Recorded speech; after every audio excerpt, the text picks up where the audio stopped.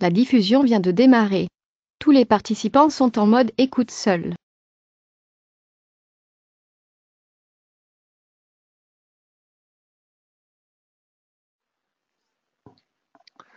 Alors bonjour à toutes et à tous et bienvenue à ce point de marché hebdomadaire qui porte donc sur les crypto-monnaies Yoav Nizar. Très heureux de vous retrouver en ce lundi 8 octobre 2018. Et oui, je fais mon retour en effet après une semaine de congé. C'est vrai que ça fait un moment que je n'avais pas fait de webinaire.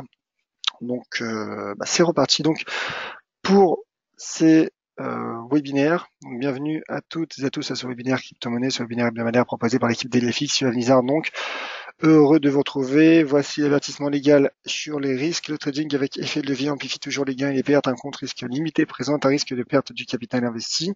L'investissement sur compte titre présente un risque de perte en capital. IG fournit exclusivement un service d'exécution d'ordre.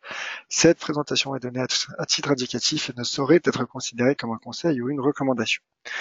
Voilà, donc le temps que vous lisez bien cet avertissement légal sur les risques, je vous rappelle que vous disposez du chat pour réagir, me poser toutes vos questions. Donc n'hésitez pas à utiliser ce chat. Bien sûr, je tenterai de répondre à toutes vos questions tout au long de ce webinaire qui durera donc une petite quinzaine de minutes et sur lequel je reviendrai donc sur l'analyse technique de quatre des principales crypto-monnaies, à savoir donc le Bitcoin, l'Ether, donc Ethereum, le XRP, Ripple, et enfin le Litecoin.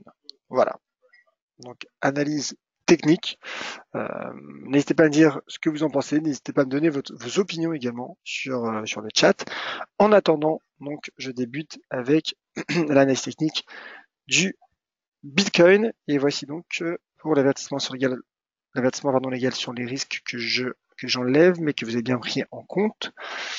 Alors, ce qu'il faut savoir sur le Bitcoin, et on va le voir que finalement l'image des autres crypto-monnaies que l'on va évoquer aujourd'hui, c'est que finalement, alors certes, la tendance ne s'est pas inversée.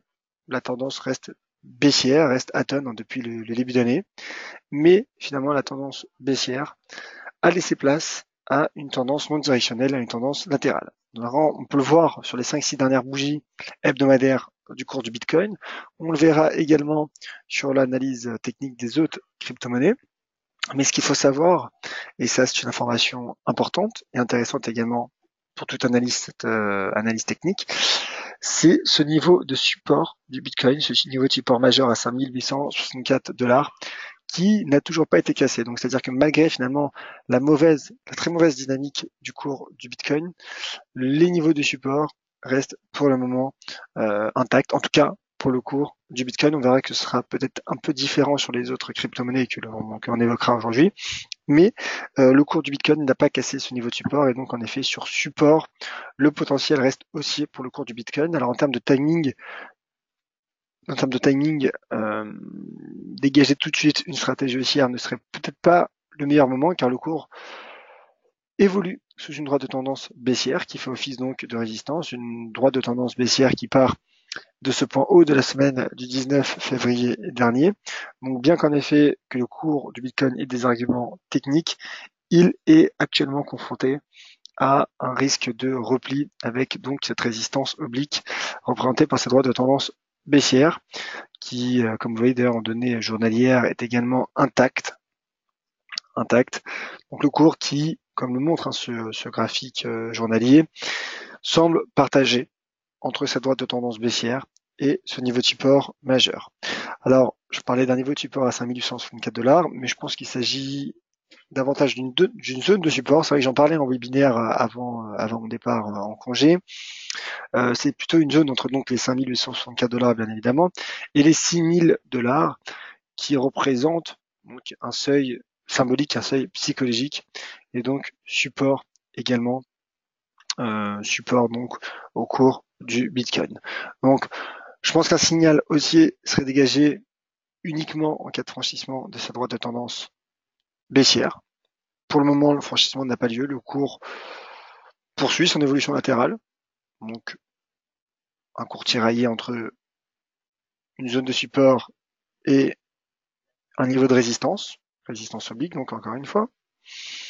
Donc, en termes de signal, je pense que le signal haussier serait donné en cas de franchissement de cette droite de tendance baissière, auquel cas le cours du Bitcoin prendrait la direction des 7430 $ à court terme. On voit qu'il y a moins de volatilité d'ailleurs sur le cours du Bitcoin. Le signal baissier, du moins le risque baissier, serait renforcé, serait relancé en cas d'échec sous cette droite de tendance baissière. Donc à très court terme, en intraday, je reste bien sûr neutre, sans parler de l'intraday, mais en tout cas à court terme, je reste neutre puisque le cours finalement, encore une fois, est à la fois sous une résistance, mais également au-dessus d'un niveau de support, donc neutre à court terme pour le cours du Bitcoin, mais attentif aux éventuels signaux qui pourraient être donnés via notamment cette droite de tendance baissière. Voilà pour le cours du Bitcoin. Parlons à présent de l'Ethereum, du cours de l'Ether, qui reste lui aussi soutenu par un support de long terme, une zone de support de long terme entre finalement voilà finalement une zone, un niveau de support de long terme à 198 $, qui est donc situé juste sous, qui correspond quasiment, vous voyez, donc au seuil psychologique à 200 $. Mais le cours, vous voyez, qui a la différence du Bitcoin, a franchi cette droite de tendance. Il a franchi cette droite de tendance baissière, sans pour autant relancer son potentiel. Alors, ce qui est intéressant, peut-être même intriguant sur ce cours de l'Ether, c'est qu'on sait en analyse technique, pour qu'il y ait un inversement de tendance, donc c'est vrai que parfois il y a des reversements de tendance, je dirais quasi immédiats, brusques. Là, le cours se stabilise dans un range. Donc en effet, en cas de rebond sur 198 $, le cours pourrait donc inverser sa tendance, mais de manière plus lente. Donc pour le moment, je dirais que le cours de l'Ether, bien sûr, ce n'est que mon avis d'analyse technique, que mon point de vue subjectif. Je pense qu'il dispose d'un potentiel technique favorable au-dessus de ce niveau de support, d'autant plus qu'il n'a pas échoué. Il n'a plus échoué, en tout cas depuis ce franchissement, donc il n'échoue plus sous cette droite de tendance baissière. Donc je dirais qu'à présent, la prochaine résistance n'est plus oblique, mais horizontale, et elle se situe à 268 $. Donc je pense qu'il reste encore une marge haussière pour le cours de l'Ether. N'oublions pas que la tendance de fond reste baissière pour l'Ether et pour les autres crypto-monnaies. Et autre élément auquel il faudra être attentif, car elle représente finalement un risque technique également, c'est ce momentum, comme vous voyez l'indicateur RSI, qui stagne sous 50. Donc en effet le cours, qui pour le moment reste soutenu en effet par les 200 $, mais reste à proximité également d'une première résistance, un seuil d'inversion de polarité de 270 $, alors que le RSI lui bloque sous 50. Donc là en effet, je dirais climat attentiste également sur le cours de l'Ether, en tout cas neutre pour ma part à court terme, dans l'attente également d'un signal qui pourrait être donc donné par un éventuel franchissement des 268 $ ou également par un retour sur les 198 $ qui pourrait permettre également un rebond du cours de l'Ether. Voilà, tendance latérale également pour l'Ethereum. On va parler à présent du Ripple. Alors le Ripple, configuration intéressante. Je vous propose d'abord ce graphique hebdomadaire, car en effet, je pense que l'analyse technique, la théorie finalement des patterns a produit ses effets, puisqu'il y a 2 semaines, le cours avait formé un doji libellule en données hebdomadaires sous ce seuil à 0,58 $. Donc c'est de manière presque logique d'un point de vue technique que le cours du Ripple du XRP se soit replié la semaine passée, et le cours teste désormais un ancien support devenu donc résistance et de nouveaux supports à 0,4295 $, 0,43 $. Alors j'affine en données journalières pour tenter donc d'affiner cette analyse, mais en tout cas nous avons défini nos seuils majeurs sur le cours du Ripple. Le graphique donc en données journalières, confirme finalement ce repli sous 0,58 $. Il montre également un cours donc qui s'est replié, mais qui teste à présent une petite zone de support qui est en train de prendre forme à 0,48 $, le cours que teste, le niveau que teste actuellement le cours.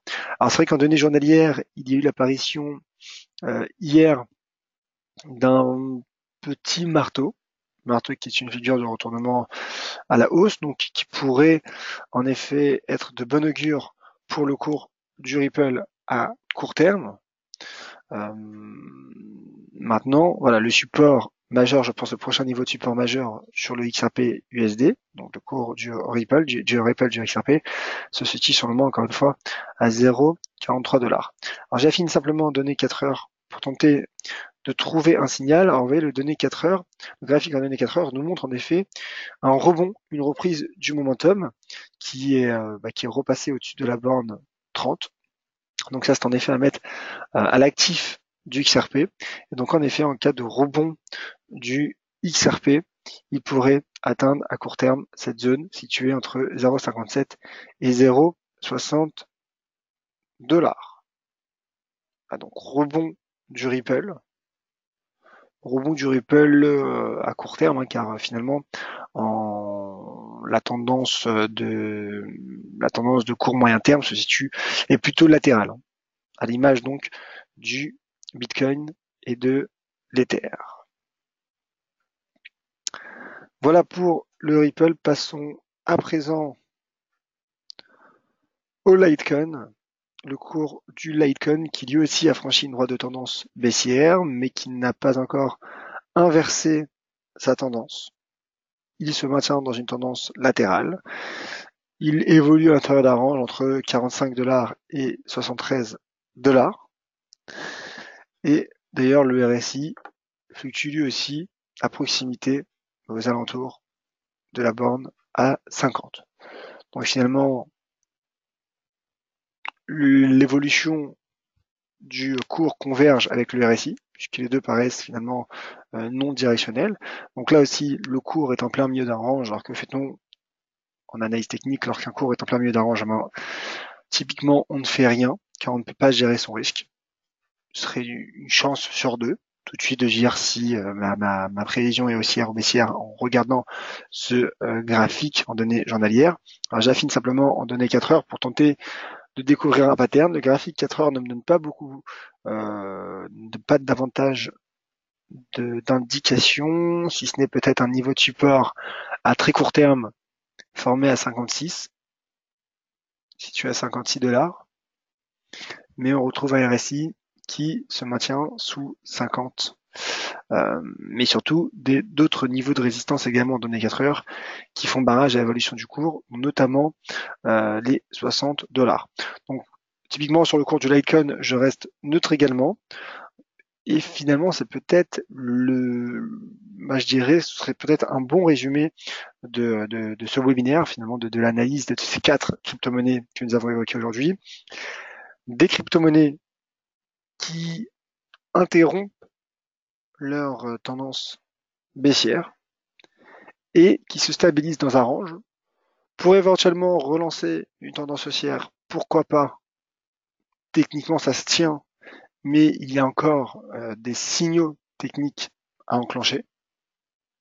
Donc pour le Litecoin, ce serait un franchissement des 73 $ qui pourrait reconduire son cours en direction de la zone entre 100 symbolique, bien sûr, 100 $ qui est donc un niveau symbolique, et 108 qui est un niveau technique cette fois-ci, un seuil d'inversion de polarité, à l'exception peut-être du Ripple qui est en train de tenter un rebond, mais vraiment un timide rebond. Donc voilà, des mouvements latéraux, des trading ranges que l'on peut constater sur le cours des principales crypto-monnaies évoquées ce jour. Voilà, donc pas de questions ni de réactions sur le chat. Alors le prochain point de marché aura lieu en ma compagnie cet après-midi à 16 h pour la stratégie de la semaine, la reprise de la stratégie de la semaine, donc mon point hebdomadaire. D'ici là, bien sûr, je vous invite à me retrouver sur Twitter @youhavnizar pour m'envoyer vos graphiques, me poser toutes vos questions, réagir, suivre mon actualité et toutes mes analyses, que ce soit sur les crypto-monnaies ou autres actifs. Donc n'hésitez pas @youhavnizar. Et je vous rappelle donc que vous pouvez retrouver Valentin en France chaque matin à 9 heures. Le prochain point de marché crypto-monnaie aura lieu donc la semaine prochaine, hein, comme chaque lundi, à 13 heures. Soyez prudents sur les marchés, qui plus est donc sur celui des crypto-monnaies, qui est un marché assez volatile, potentiellement volatile.